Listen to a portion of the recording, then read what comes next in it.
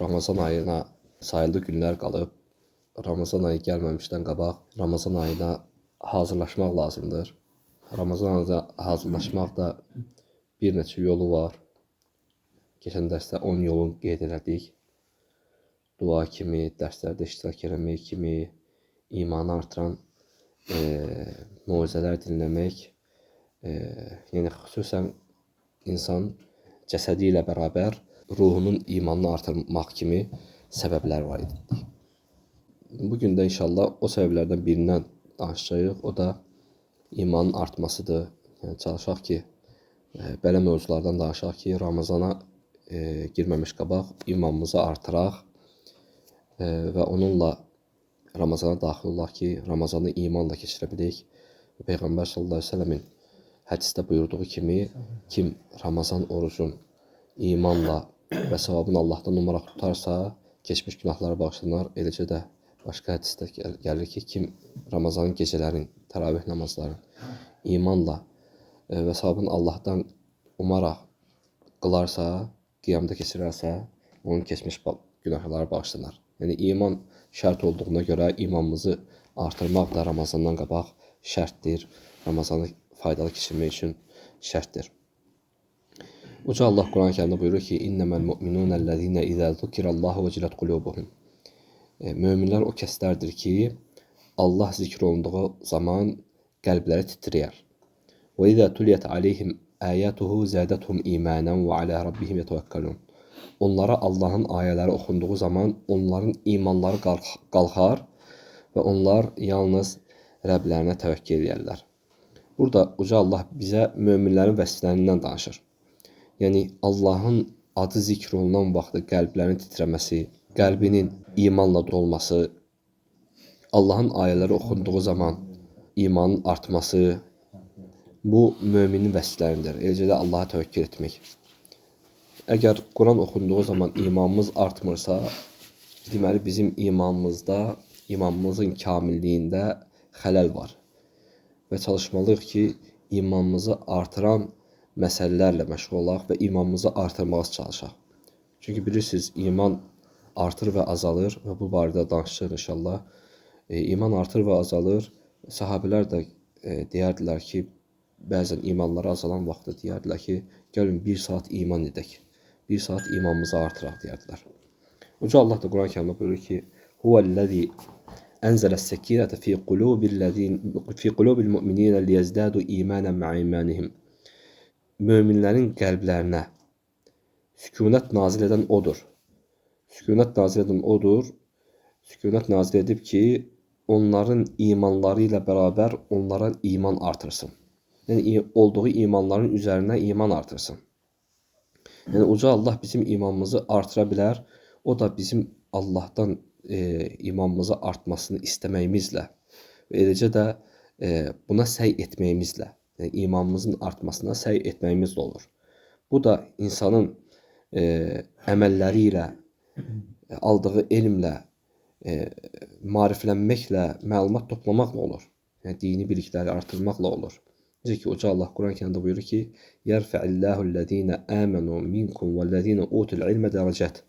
Allah sizdən olan iman edənləri, eləcə də elm verilənləri dərəcə etibarı ilə qaldırar, yüksəldər.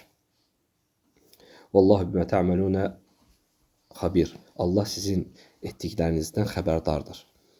Deməli, Allah Subhanahu taala bizim imanımıza görə və bizim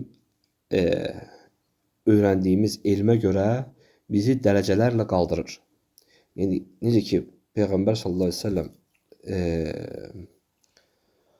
hədisində buyurur ki, Uca Allah Quran-ı Kərimdə buyurur ki, İnnəmə əkramakum indallahi ətqakum. Sizin ən xeyriniz, ən şərəfliniz Allahdan daha çox qorxanınızdır. Və kimin qəlbində Allaha təqvası daha çox olarsa, o insanlar arasında ən xeyirlisi sayılır. Yəni, bu da onu göstərir ki, insanın imanının artırması, imanın artıq olması onu Allah qarşısında, Allah qatında yüksəlməsinə, Allahın qarşısında yüksəlməsinə səbəb olur. Allah Subhanahu taala o kəsi yüksəldir. Hədisdə də Peyğəmbər sallallahu əleyhi və səlləm buyurur ki, yədxulu əhlül cənnətəl cənnətə və əhlün nərun nər. Deyir, cənnət əhli cənnətə daxil olacaq, cəhənnəm əhli cəhənnəmə daxil olacaq. Və sonra Uca Allah deyəcək ki, o cəhənnəmdən qəlbində xardal dənəsi qədər iman olan kəsi oradan çıxarın. Yəni, kimin qəlbində hətta azca iman olsa belə, xardal dənəsi olsa belə, onu Allah Subhanahu taala cəhənnəmdə saxlamayacaq. Hətta günahlarına görə cəhənnəmdə qalsa belə. Bu da insanın imanının ona verdiyi faydadır. Allahın insanın imanına verdiyi dəyərdir. Necə ki, insanın Allah Subhanahu taala təqvasına dəyər verir, o imanına da verdiyi dəyər ona görədir. Yəni Allah Subhanahu taala səni ucaltır imanınla və səni günah əhlindən, cəhənnəm əhlinin arasından çıxarır. Əbu Umamə radiyallahu anhdan gələn hədisdə Peyğəmbər sallallahu əleyhi və səlləm buyurur ki: "Mən əhəbbə lillah və əbğada lillah və a'ta lillah və mənə lillah fəqad istekməl iman." Kim Allah üçün sevərsə və kim Allah üçün nifrət edərsə və kim Allah üçün verər və Allah üçün rədd edərsə, artıq imanın kamilliyinə yetişmişdir. Yəni, bu imanı əldə etmək üçün səbəblərdən biridir. Allah üçün sevmək. Yəni, imanın artmasını istəyirsənsə, Ramazan qabağı, Ramazanda da çalış ki, qardaşı Allah üçün sevəsən. Allah üçün sevməyə çalışasan. Eləcə də din düşmənlərinə Allah üçün nifrət edəsən. Yəni, öz nəfsinə görə deyil kiməsə, öz nəfsinə görə nifrət etməyi qırağa qoyasan, nifrət etdikdə belə Allah üçün nifrət edəsən. Əgər görsən ki, o adam iman əhlidir, iman əhlinə sən necə Allah üçün nifrət edə bilərsən? Sən Allah üçün nifrət edirsənsə, deməli, Allahın düşmənlərinə Allah üçün nifrət etməlisən. Allah və Rasulü kimə nifrət edirsə, kimə düşməndirsə, onlara düşmən olmalısan. Eləcə də Allah üçün vermək, Allah üçün rədd etmək, bu da imanın kamilləşdirən əməllərdəndir. Yəni, sən bir sədəqə verən vaxtı Allah üçün versən və yaxud kiməsə nəsə versən, deyək ki, Məun surəsi var da, və yəmnəunəl məun deyir Uca Allah Quran-ı Kərimdə. Onlar xırda xuruşa verməyə imtina edərlər. Xırda xuruş nədir? Yəni, xırda bir şey istəyir səndən, adi bir şey. Onu verə də bilərsən, verməyə də bilərsən. Sən onu verməkdən imtina edirsən. Deyək ki, qonşundur, gəlib səndən bir çəkiş istəyir. Sən onu vermirsən ki, verirəm, itir, nə olur? Bunu belə Allah tərəfində qəbul olunmayan əməllərdəndir. Sən Allah üçün verməlisən. Allah üçün və rədd edəndə də Allah üçün rədd eləməlisən. Nəsə sənə verilən vaxtı rədd edəndə münkər bir şeydirsə, sən onu Allah üçün rədd edirsən. O zaman sən Allah üçün yaşadığa görə imanın kamilliyinə də əldə edəcəksən. Eləcə də imanı kamilləşdirən əməllərdən biri də gözəl əxlaqdır. Peyğəmbər sallallahu əleyhi və səlləm hədisində buyurur ki: "Əkməlul müminə imanən əhsənuhum əxlaqan." Möminlərin imanda ən kamili, ən mükəmməli, ən gözəl əxlaq sahibi olanıdır. Əxlaq insanın imanına təsir edən ən böyük səbəblərdəndir. Çünki hədisdə gəldiyi kimi əl-həya minəl iman, həya da imandandır. Həya əxlaqın bir növüdür. Həya da imandandır. Yəni, insanın əxlaqlı olması, əxlaqlı davranması onun imanının artmasına səbəb olur. Və bayaq da dedik kimi, səhabələr belə, onlar imanları azalan vaxtı deyərdilər ki, gəlin bir saat iman edək. Bunlardan biri də Ömər ibn Xattab radiyallahu anhudur. O, öz dostlarına deyərdi ki, həlummu nəzdədu imanə, gəlin imanımızı artıraq. Başqa rivayətdə gəlir ki, gəlin yığılışın, toplaşın, imanımızı artıraq. İbn Həcər rəhməllah buyurur ki, burada imanın artma və azalmasına dəlil vardır.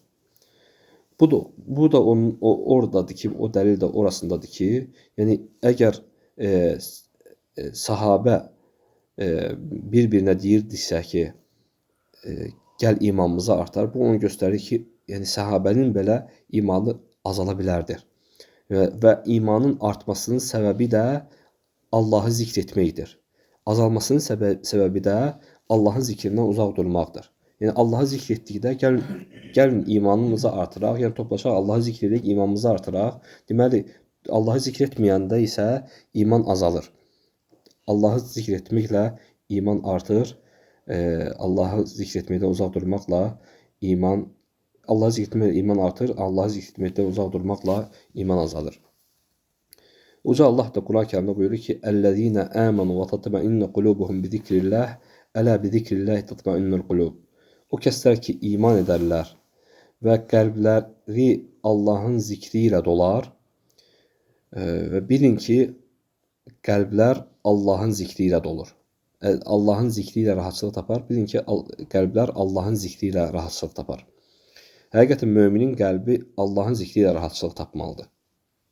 Musiqi ilə, boş sözlərlə, lətifələrlə yox, Allahın zikri ilə, Allahı zikr etdiyi vaxtı rahatçılıq tapmalıdır.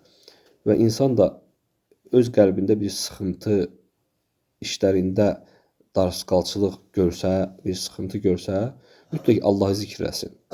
Zikirlərini çoxaltsın, istiğfarı çoxaltsın, təsbihi, təkbiri, təhlili, təhmidi çoxaltsın. Yəni, əlhamdülillah deməyi, Subhanallah deməyi. Çünki Peyğəmbər sallallahu əleyhi və səlləm hədisində buyurur ki, nə vaxt ki, sahabələrdən biri, kasıb sahabələr Peyğəmbər sallallahu əleyhi və səlləmə şikayət edən vaxtı deyirdilər ki, "Zəhəbə əhləd-dusur iləl-ucur." Ey Peyğəmbər, varlılar əcr dalınca getdilər, deyir. Əcrdə bizi keçdilər, deyir. Deyir, onlar bizim kimi namaz qılırlar, bizim kimi oruç tuturlar. Sadəcə onların əlavə mal dövləti olduğuna görə varlıdırlar. Onlar mal dövlətindən sədəqə verirlər. Peyğəmbər sallallahu əleyhi və səlləm onlara deyir ki, məgər bilmirsinizmi ki, hər bir Subhanallah demək sədəqədir, hər bir Elhamdülillah demək sədəqədir, hər bir La ilahe illallah demək sədəqədir, hər bir Allahu Ekber demək sədəqədir. Hətta həyat yoldaşının ağzına qoyduğun bir loxma belə onda sədəqə vardır. Bu hədis açıq-aşkar dəlildir ki, yəni insan bu əməli ilə əcr qazanır və o əcri ilə Allah qatında yüksəlir. Çünki onlar əcrdə bizi keçdi deyir, o varlılar. Əcrdə onlara çatmaq üçün, Allah qatında yüksəlmək üçün bu sədəqələrdən istifadə etmək lazımdır. Peyğəmbər sallallahu əleyhi və səlləm də hədisində buyurur ki: "Məsəlul-ləzi yezkur rabbahu vəl-ləzi la yezkur rabbahu kəməsəlil hayy vəl-meyyit." Allahı zikr edənlə Allahı zikr etməyənin misalı ölü ilə dirinin misalı kimidir. Subhanallah. Görün, Peyğəmbər sallallahu əleyhi və səlləm nəyə bənzətir? Yəni Allahı zikr etməyən qəlb ölü qəlb kimidir. Sanki ölüdür. Çünki orada bir xeyir yoxdur. Allahı zikr etməyən nə ilə məşğul olar? Allahın haramları ilə, Allahın haram etdiyi şeylərlə. Yəni bir qəlb mütləq dolmalıdır. Ya Allahın zikri ilə, ya başqa günahlarla. Ya Allahın zikri ilə dolduracaqsın onu, ya da ki, başqa çirkablar dolacaq ora. Ona görə də qəlbini Allahın zikri ilə yaşat ki, doldur ki, ora yəni pisliklər, günahlar, asiliklər daxil olmasın. Ömer ibn Habib rahimehullah buyurur ki, iman artır və azalır. Ondan soruşurlar ki, yaxşı imanın artma və azalma səbəbləri hansılardır? Nələrdir? Yəni nə ilə artır, nə ilə azalır? Deyir ki, biz Rəbbimizi zikr etdikdə, ondan qorxduqda bununla iman artır. Nə vaxt ki, qafil olduq, Allahın zikrini unutduq, o zaman iman azalır. Deməli, Allahın zikri olduqda və ondan qorxduqda, yəni deməli, Allahın zikri olan vaxtı Allah qorxusu da birbaşa ora daxil olur. Yəni Allahın zikri olunan məclislərə, Allahı zikri olunan yerlərə. Çünki Allah zikri olunan yerdə şeytan olmaz, mələklər olar. Və orada olan vaxtı insanın imanı da artar. Və Allahın zikrindən qafil olan vaxtı artıq mələklər olmaz, sənin ətrafı şeytanlar dolanar. Çünki elm məclislərində, zikir məclislərində hədisdə gəldiyi kimi mələklər əhatə eləyər, rəhmət bürüyər. Allah subhanahu onları xeyir məclisdə zikr edər, onları tərifləyər. Və bu məclis olmayanda, insan Allahı zikirdən uzaq duranda artıq onu şeytan onu dövr eləyir, onun ətrafını bürüyür, şeytan vəsvəsələr verir və onun imanın azalmasına səbəb olur. Şeyxülislam İbn Teymiyyə rahimehullah buyurur ki: "Əz-zikru lil-qalbi məsəlul ma'i lis-səmək." Qəlb üçün zikir balıq üçün bir su kimidir. Yəni susuz balıq yaşaya bilərmi? Xeyr. İnsanın qəlbi də hələdir. Allahın zikri olmasa yaşaya bilməz. O qəlb ölü qəlbdir. Ona görə də İbn Teymiyyə rahimehullah buyurur ki, yəni bu balıq sudan çıxan vaxt onun halı necə ola bilər? Allahın zikri də insanın qəlbindən çıxan vaxtı eləcə də ölür. Ona görə də çalışmalıyıq ki, Allahın zikri ilə daim dilimizi yaş saxlayaq, ıslaq saxlayaq. Necə ki, hədisdə Peyğəmbər sallallahu əleyhi və səlləm buyurur ki, çalış ki, daim dilin Allahın zikri ilə ıslaq qalsın. Yəni səhabələrə də baxanda onlar o qədər zikr eləyərdilər ki, Əbu Bakr radiyallahu anhdan rivayət olunur ki, o hətta ayaq yoluna girən vaxtı ağzına daşlar atardı ki, ayaq yolunda Allahı zikr eləməsin. Yəni o qədər dilin Allahın zikrinə vərdiş etmişdi ki, hətta qorxurdu ki, ayaq yolunda belə Allahı zikr eləyər. Çünki ayaq yolunda Allahı zikr etmək qadağa gəlib. Hətta alimlərimizə baxsaq, İmam Buxar rahimehullahın məclisində o qədər adam olardı ki, rivayət edən vaxtı onun səsi axıra çatmazdı. Və orada o vaxtda da mikrofon olmadığına görə adamlar ortada durub səsi oradakı o birisi kütləyə çatdırardı. Ondan sonra da çatmasaydı, orada başqa birisi də durardı, o da o birisi kütləyə çatdırardı.